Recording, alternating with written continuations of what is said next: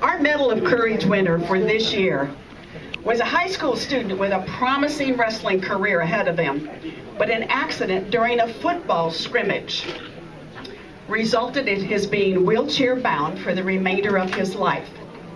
Just prior to that September 1976 accident, Bob McPhee had pinned a European junior champion from Austria in an exchange program in the United States, and Bob was named Outstanding Wrestler for his efforts.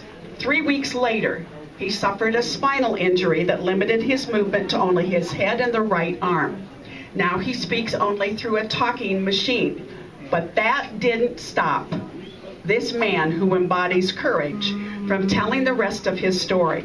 He chronicled his journey in a book that Leroy mentioned called It Could Be Worse, the rest of the story about his life in detail, from the day he was paralyzed to the life-saving operation and ultimately his rehabilitation.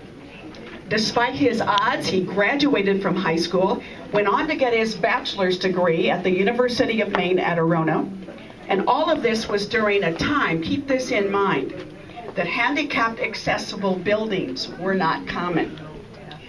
He continued to exemplify courage through his work in journalism.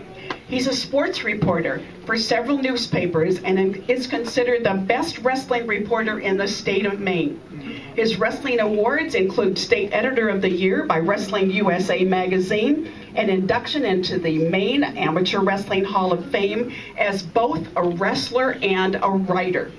In 2009, he was given special recognition in a ceremony by the Maine State Legislature and Governor.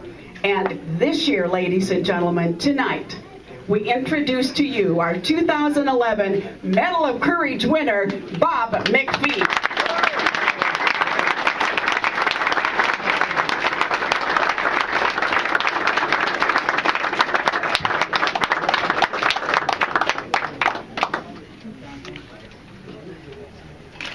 Hey, Mike? Yes. And could we have Mike's friends and family here, please? Bob